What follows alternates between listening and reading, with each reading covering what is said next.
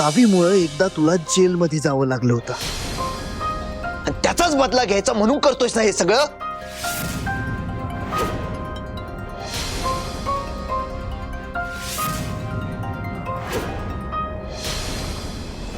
तिला किती त्रास होतोय, किती दुःखात आहे हेच बघायला आलेलंस ना तिथं?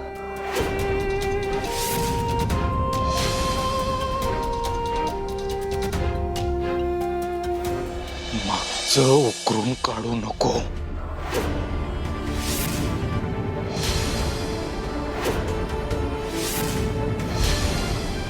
मी विसरलोय ना?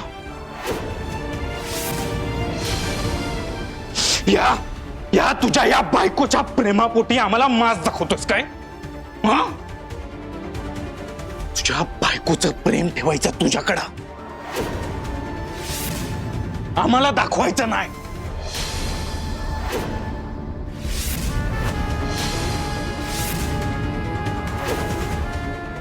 आम्हाला जे योग्य वाटलं ना ते. भास्कर,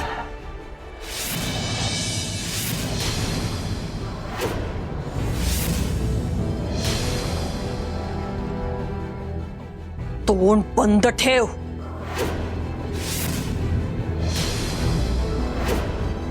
धैर्य, काय बोलतोयस तू हे? अरे विलास आणि भास्कर तुला मदत करण्याकरता आले होते तिकडे. काय मदतीसाठी हे दोघं? आई, एक वेळ सूर्य पश्चिमेकडून उगवेल, पण ह्या दोघांच्या मनात मला मदत करायचा विचार कधीच येणार नाही.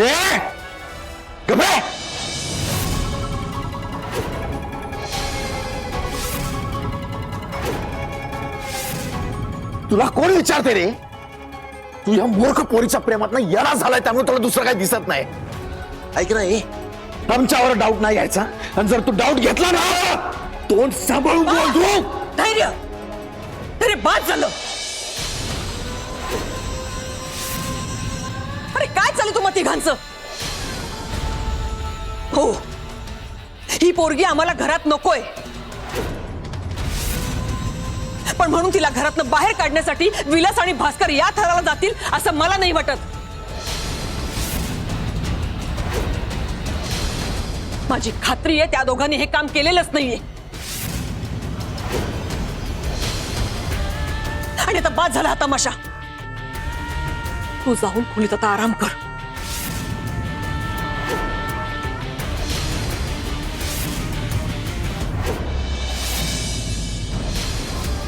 जा.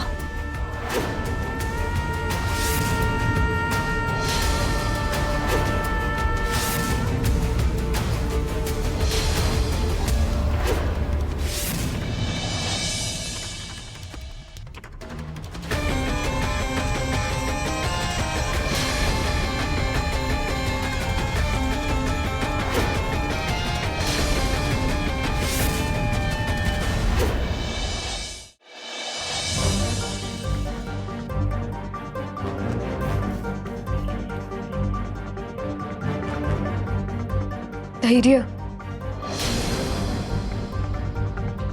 धैर्य, मी सावी, मी विचारलेलं तुला, त्या अंगदची नीट चौकशी केलीस काय? त्याची सगळी माहिती काढलीस का? धैर्य, मी बोलले होते तुम्हाला. अहो, मी चौकशी केली होती नीट त्याची. तो पहिल्या भेटीपासूनच गरजू असल्याचं दाखवत होता. कामाबाबतीत प्रामाणिक आहे असं नाटक करत होता, आणि त्या तू त्याच्यावर विश्वास ठेवलास.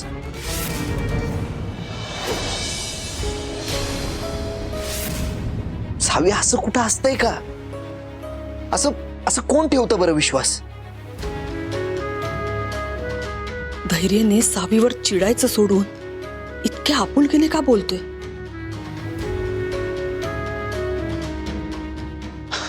असो, जे झालं ते झालं. आता पुढचा विचार करूयात. रात्री वकील साहेबांना बोलवलंय आणि ते येईपर्यंत अंगद बरोबरची प्रत्येक मीटिंग, प्रत्येक भेट, काय घडलं काय नाही सगळं आठवून ठेव. छोट्यातली छोटी गोष्ट सुद्धा राहू देऊ नकोस. ह्या प्रकरणात कुठला मुद्दा कसा कामा येईल ना काही सांगता येत नाही. सावी, आजची मीटिंग आपल्यासाठी खूप जास्त महत्वाची आहे.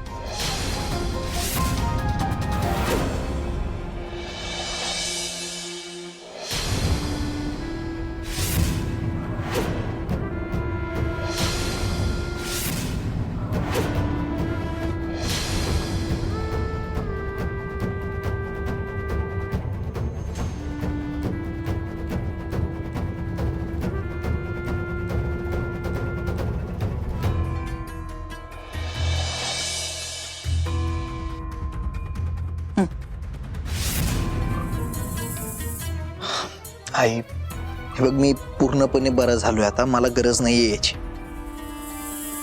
आता फक्त हे सगळं मॅटर आणि वकील साहेबांशी सगळं डिस्कशन होणं जास्त गरजेचं आहे माझ्यासाठी. जसं केस वकील लढवणार आहेत तसं तू बरा झालायस की नाही हे डॉक्टर ठरवणार आहेत. तू नाही ठरवायचं. घे. हे म्हटलं ना.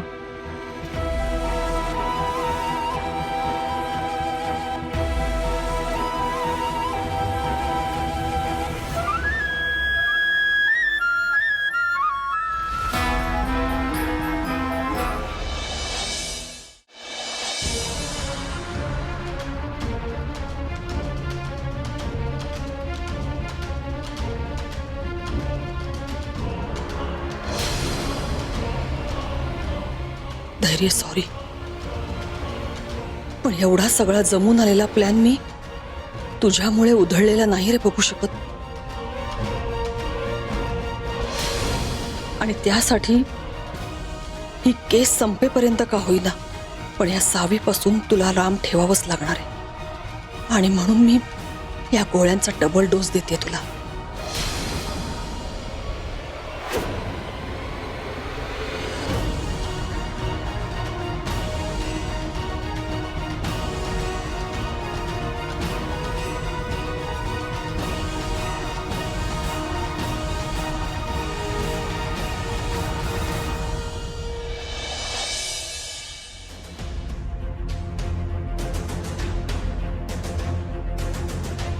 कसं वाटतंय तुला? बरं आहेस ना? आई, कसं बरं वाटेल बरं मला? सांग ना, कसं बरं वाटेल? कोण कुठून आलाय तो अंगद? काही आरोप करतोय सावीवर. वाटेल ते बरं होतोय. नाही, त्याला त्याची लायकी दाखवायलाच लागणार. जे काही सत्य आहे ना ते त्याच्याच तोंडून बोलून घ्यायला लागणार आपल्याला. बरोबर आहे, बरोबर बोलतोस तू. पण हे सगळं काम करायला वकील साहेब आहेत ना. हे त्यांचं काम आहे, त्यांना करू दे. आपलं काम नाहीये ते.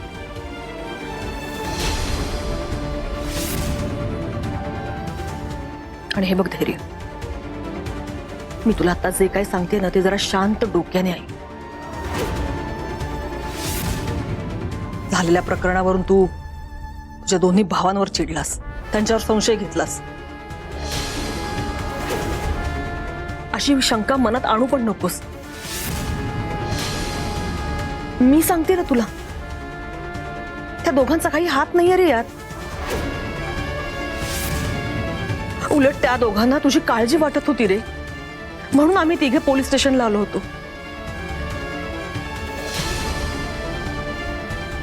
दामिनी मॅडम, एक प्रश्न होता. तुम्ही एवढ्या लवकर पोलीस स्टेशनला कसे पोहोचलात?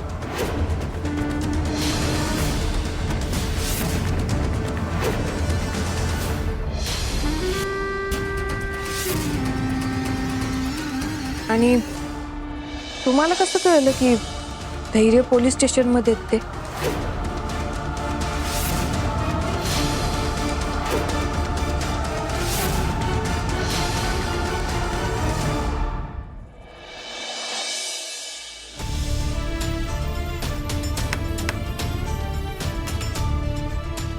आई आई आई बस बस बस इकडे ये बस बस शांत थांब. पाणी घे पाणी घे पाणी घे हे घे. पाणी हळू हळू हळू.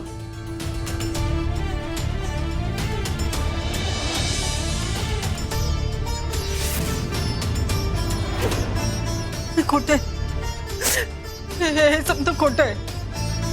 आई अहो तुमच्या म्हणण्यानं काय फरक पडणार आहे? आधी चोरीचा आरोप आणि आता काय? आता तर त्यांच्यावर केसच झाल्या नाही म्हणजे काय कोर्टाच्या पायऱ्या आपल्याला चुकणारच नाहीयेत. अहो सगळं कोल्हापूर आता पायतान घेऊन आपल्या घराच्या दारावर येईल सगळं. कळतंय का? नायकांच्या नावावर थुकणार आहेत सगळी थुकणार आहेत बघा. दीपे जरा शांत बस. म्हणजे कुठं तोंड दाखवायच्या लायकीचं ठेवलं नाही बाईनं.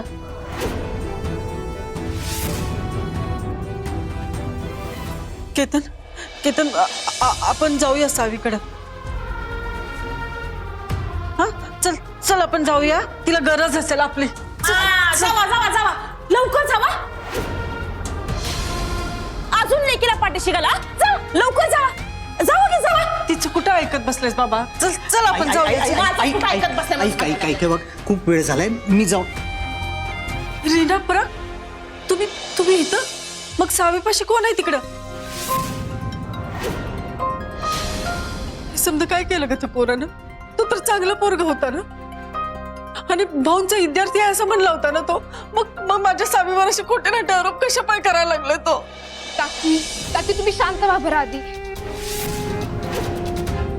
तो अंगद लई नालायक निघालाय.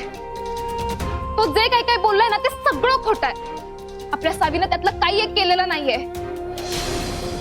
तुम्ही अजिबात टेन्शन घेऊ नका आणि जे काही खरं आहे ना ते सगळं आपण जगासमोर आणायचंय. अगं पण असं कसं टेन्शन घेऊ नको म्हणतेस? अहो काकी सावीला जामीन मिळालाय आणि धैर्यानंच मिळवून दिलाय तिला बेल. म्हणजे धैर्य आहेत ना तिच्या संग? हा हो हो आहे तिच्या सोबत. तोच तिला घरी घेऊन गेलाय. बघितलं का? बघितलं किती देवगुणाची माणसं आहेत ती मुजुमदार. एवढं सगळं होऊन सुद्धा त्यांनी वंसना घरात आरा दिलाय. दीपे जरा शांत बस. जिना पराग मला सावीकडे घेऊन चला की. मला लई काळजी वाटायला लागली तिची. काकी मी तुम्हाला सांगितलं की नाही अजिबात काळजी करू नका म्हणून.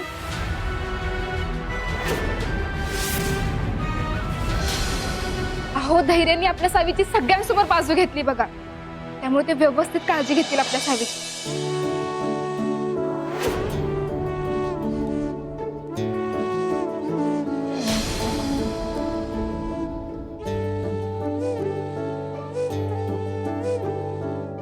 झाली शांत. चल आता विश्रांती घे थोडा वेळ. इथं यातलं भाऊंना काय कळू नको देऊ बाबा. काळजी करू नको. चल रिने.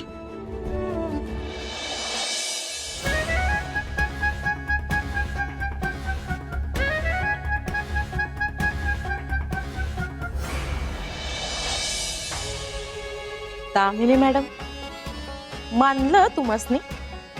काय डाव खेळाय तुम्ही. वा खरं मला काहीच सांगितलं नाही यांनी. जरा दामिनी मॅडमशी बोललंच पाहिजे. इरा घरी आली होती. तिने मला सांगितलं की तू रागाच्या भरात कुठेतरी निघून गेलास म्हणून.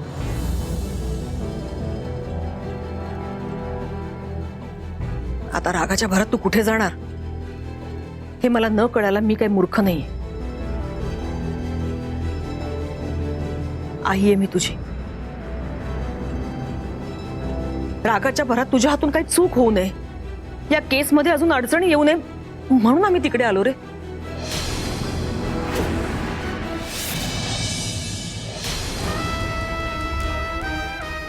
हे बघ धैर्य, स्पष्ट सांगायचं तर आम्हाला ही मुलगी नाही आवडत. अजूनही माझ्या मनात तिच्याबद्दल राग आहेच. पण मी तुला एवढं नक्की सांगू शकते,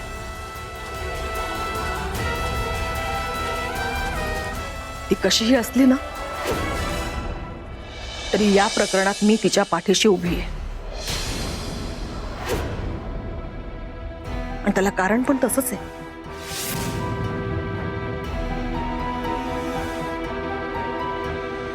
तिच्या नावापुढे तुझं नाव लागलंय रे. त्या नावाला जपायला का होईना पण मी तिच्या पाठीशी उभी राहणार. ते माझं कर्तव्य आहे. तुम्हा दोघांची भांडणं अख्ख्या जगाला माहीत झालेली आहेत. त्यातून आता या प्रकरणावरून जर का आणखी काय झालं तर मुजुमदारांवर अजून चिखलफेक व्हायला नको एवढंच वाटतंय रे मला.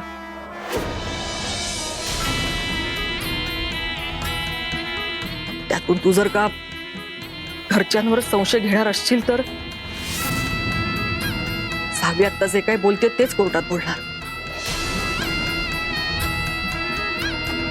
आणि प्रकरण अजून चिघळणार. हे बघ धैर्य, नीट विचार कर. हे असं होऊ नये असं वाटत असेल ना तर घरातली भांडण ही घरातच राहू देत, ती कोर्टात जाता कामा नये.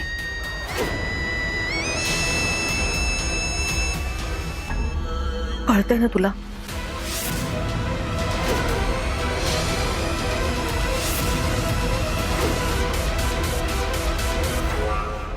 बरोबर आहे आई तुझं.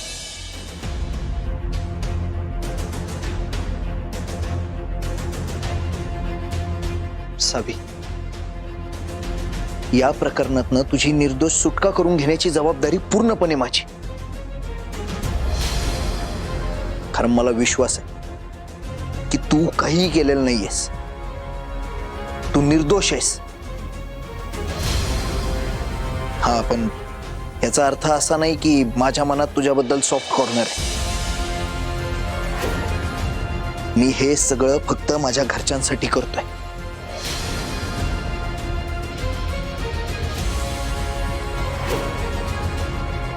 आणि त्यासाठीच मला एक वचन हवंय तुझ्याकडनं.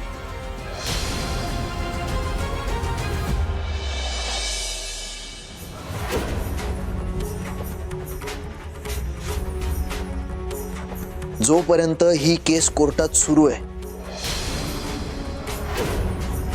तोपर्यंत तू माझ्या घरच्यांवर कसलाच आरोप करणार नाहीस.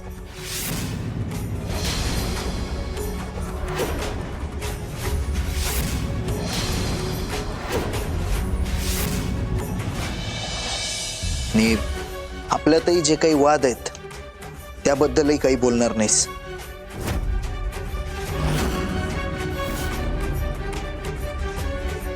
मंजूर आहे?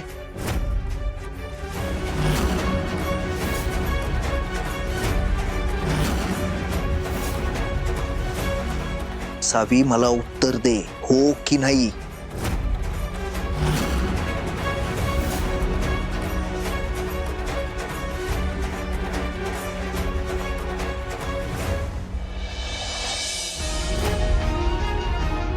मी वचन देते धैर्य.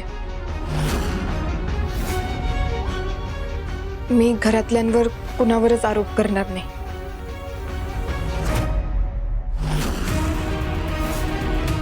आणि आपल्यात असलेले वाद त्याच्याबद्दल पण काहीच बोलणार नाही.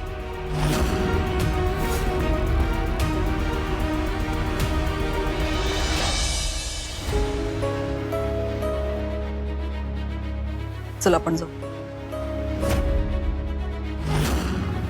दिवसभर त्याची खूप दगदग झाली.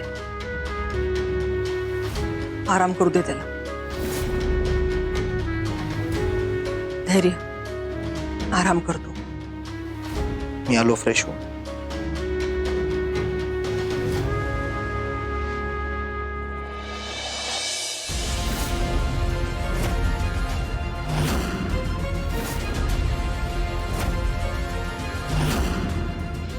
या दामिनी मॅडमच अंगदच्या मागं नसतील ना? त्यांनीच अंगदला हे सगळं करायला लावलं असेल तर